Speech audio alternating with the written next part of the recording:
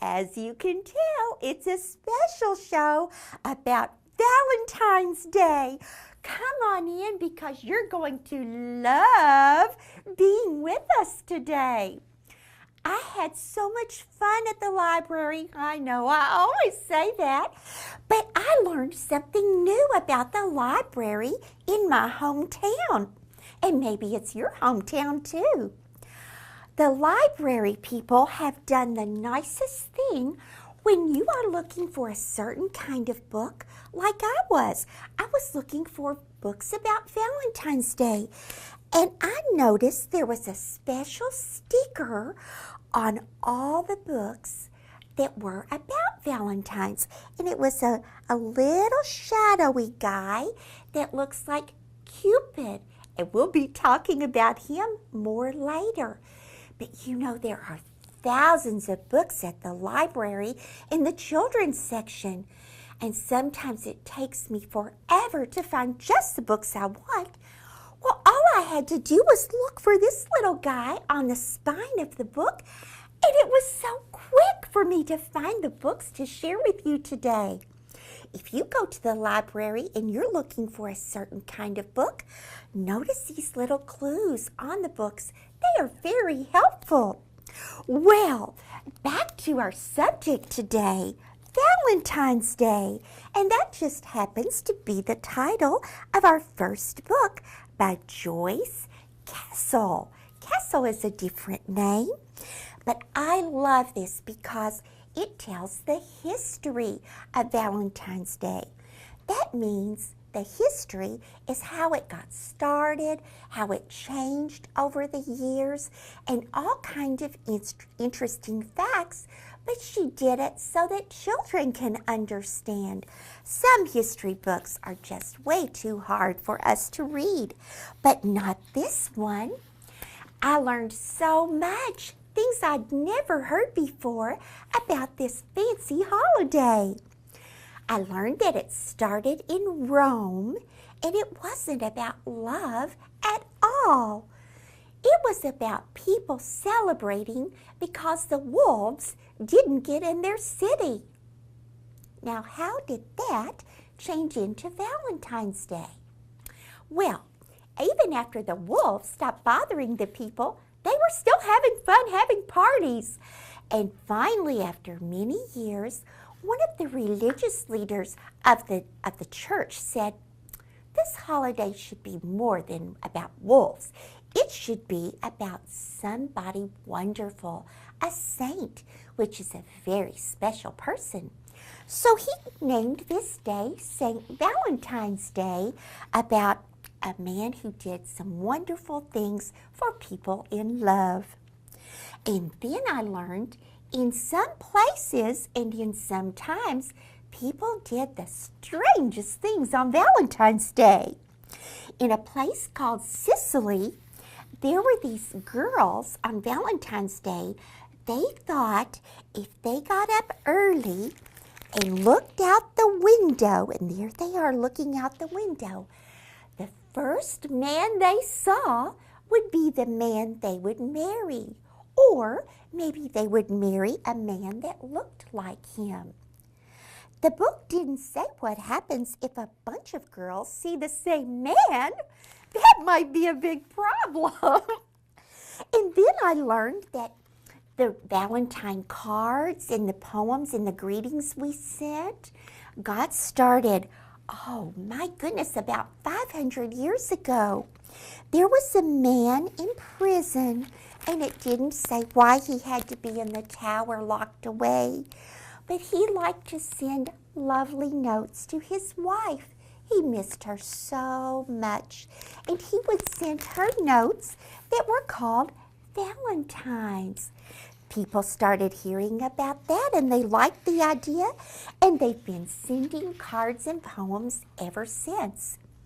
But did you know that 200 years ago, in the 1800s, Valentines got mean? I've never heard of mean Valentines, but some Valentines would make fun of you if you were fat or skinny or just about anything. The Valentines would make fun of you.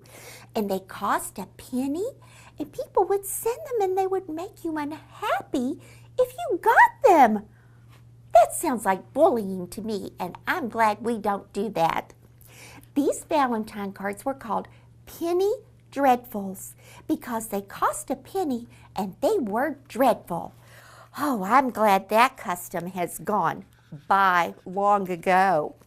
Today we have parties and everything is covered with hearts because people say that's where we get the feelings of love in our heart. And we send lovely cards that are kind and nice to people we care about. And a lot of times the cards have little Cupid on there. Now he's the guy, he kind of looks like a baby with wings and he has arrows. The legend says you may not see him on Valentine's Day, but he flies around shooting little hearts or little arrow hearts into people. And if they hit you in the heart, wow, like magic, you fall in love. Well, you better watch out for Cupid's arrows on Valentine's Day or you might get a new girlfriend or boyfriend. Teachers don't like us to talk about things like that. But I know you'll love this book. There are so many things I didn't even have time to share with you. But check it out. Remember, it has a Cupid on it. The next book I'd like to share is about a little girl whose name is Valentine. Her name is Ruby Valentine. And the other part of the title is Sweet Surprise. I think they used sweet because we also sometimes eat sweet things on Valentine's Day. And we're sweet to the people we love. Now, Ruby Valentine had a bird that was her pet. It was called Lovebird. That goes with a person named Valentine. And everything was just peachy. That means everything was fine and happy until one day Ruby went to the city to buy something. And she came home with a little bitty kitty that she named Sweetie Pie. Oh my goodness, she fell in love with Sweetie Pie. She taught him tricks. She taught him how to lap up his milk neatly in a bowl. And she just loved him. But not everybody was so impressed with that little feline boy, that little cat. Here we see Lovebird in her cage. She has her wings crossed like, She is not very happy about the attention that Sweetie Pie is getting. In fact, she wishes it could go back to the happy times when it was just the two of them, Ruby and Lovey. But she knows that's not going to happen, so she tries to figure out a way she can get attention back from Ruby instead of Ruby spending her time with Sweetie Pie. And then Lovebird remembers that Valentine's Day is coming up, and she thinks if she can make it a very special day for Ruby, she will be her favorite again. So Lovebird makes a cake that is just perfect. And what does Sweetie Pie do? He gets busy and makes an even bigger cake. And then Lovebird hangs streamers in the house. And what does Lovebird or Sweetie Pie do? He showers the room with confetti hearts. Oh my goodness, this goes on, and it's almost like it's starting to be a love battle. Those silly pets, they should know that just like a lot of people, they have lots of room in their hearts, and they discover that Ruby has room in her heart for two favorites. After that, lots of fun happens on Valentine's Day, but I can't tell you all the secrets of the story. That just wouldn't be right. You need to find out for yourself. Ruby Valentine and the Sweet Surprise. Laurie Friedman is the author, and Lynn Averill through the pictures. Fun book. And now we have a book about a very special couple, the Valentine bears. No, they are not stuffed bears, even though some people get stuffed animals for a present on Valentine's Day. These bears are Mr. and Mrs. Bear. The book is by Eve Bunting, and I must tell you the name of the illustrator. It's someone you know, a very famous artist named Jan Brett, and we have shared her books on the book club before. Now you may wonder, why would bears be having a special Valentine's Day? Well, one reason is because if you know about bears, you know they do something special. Starting in the fall, they eat, and they start to get really sleepy, and they sleep all winter long until springtime comes. Now, we know that February 14th, Valentine's Day, happens in the winter. And Mr. and Mrs. Bear have never shared a Valentine together that they can remember. They're always sleeping. So here they are this year, and they're all snuggled up, and Mr. Bear is such a snory bear, but Mrs. Bear doesn't care. She's determined because she has heard about Valentine's Day. She doesn't want to miss it this year. So she sets her alarm clock for February. Her clock is different from ours. It's for the months. And so she wakes up on the day before Valentine's Day. And she doesn't have to worry if she wants to surprise Mr. Bear, 'cause he's still sleeping. He is so much in hibernation mood. He will not wake up for a long time. So he just keeps snoring and snoring. That gives Mrs. Bear time to write a poem for Mr. Bear and collect his favorite treats. She has saved some honey from the summer and some bugs that crunch just so that can be a special treat for Mr. Bear.